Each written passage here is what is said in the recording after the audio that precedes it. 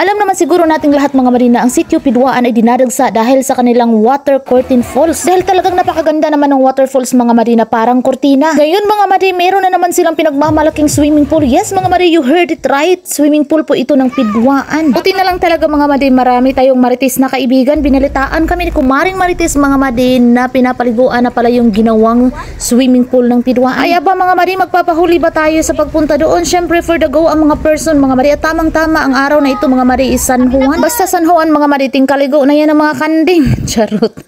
Mga kanding na tao mga mari ba yung hindi mahilig maligo? Syempre maliligo ka talaga basta San Juan. At dahil nga mga mari, nasa tradisyon na natin yan na June 24 mga mari, dapat maligo tayo sa banyo or kahit saan mga mari basta may tubig. At ito na nga mga mari, kahit alas 2 na ng hapon mga mari, for the go pa rin mga person papunta doon sa swimming pool ng Pidwaan. Medyo madami-dami kaming nakapunta mga mari dahil nagsakyan na kami mga mari, nag 4 wheels kami, social kami for today's video, sana all. Pagkatapos nga nilang minutong biyahe mga mari, dumating na rin kami dito sa may swimming pool. Alas 2:30 na kami dumating dito sa may swimming pool mga mari dahil nga nung umaga is sobrang maulan at wala talaga sa plano namin na maligo din dito sa may swimming pool nila. Ito lang talaga kasi si Kumaring Marites mga bay nagbalita sa akin ng tanghali, kaya ayun nagpagplanuhan namin mga mari na pumunta dito. Ito na nga ang kanilang swimming pool mga mari, talagang napakaganda naman kasing ganda ng pagmamahal niya sa iyo, char. Andito din pala yung mga kumpare kong Marites mga mari na taga Bagong Baguio. Akala ko kami lang taga Bagong Baguio na andito. Syempre mga mari, dahil andito yung mga kumpare kong Marites, tinanong ko sila agad mga mari kung magkano yung bayad sa kanilang swimming pool at sabi ng mga kumpare kong Marites mga mari, wala daw bayad. Yes mga mari, walang bayad ang kanilang swimming pool at libre lang. Nasyak ako mga mari, sabi ko kay kumpare Marites, bakit walang bayad? Ang ganda naman ng swimming pool na ito at sobrang lawak pa. Sabi niya mga mari, dahil under construction pa daw mga mari, kaya walang bayad at libre lang. Hindi pa talaga daw nabubulol na ako.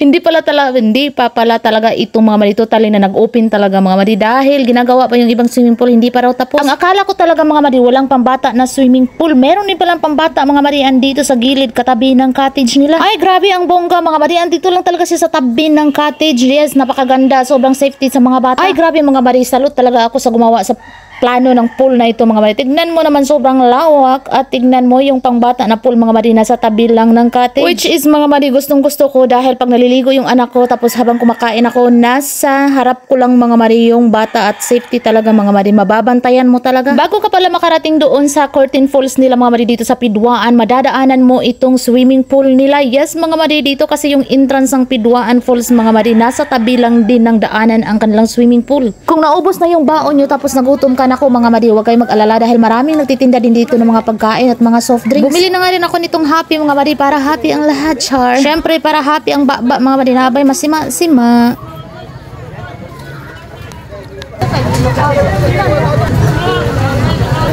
At syempre mga mari, dahil Pinoy tayo, pag ganitong okasyon mga mari, hindi talaga mawawala ang inuman with matching marites na pulutan. Char. Ewan ko mga mari kung ano nangyari dito sa pinsan ko. Nakatulala lang mga mari, nakatingin doon sa bundok. Iniwanan nata ito ng jowa niya o hindi lang talaga tinagaya ng tanduay.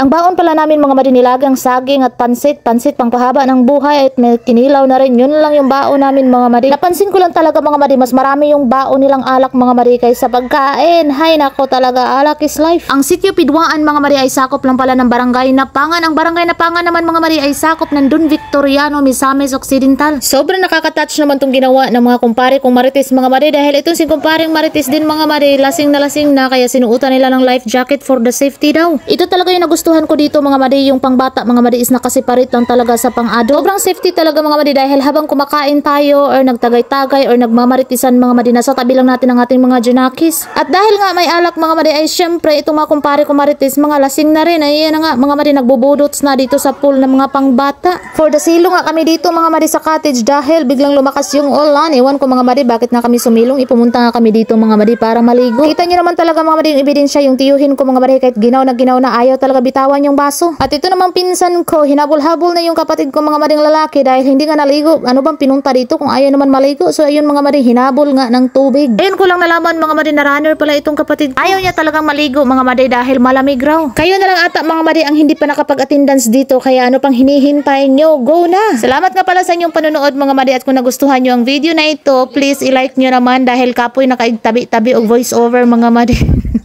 Bitaw mga mari, kita-kita tayo sa susunod na video. Bye-bye!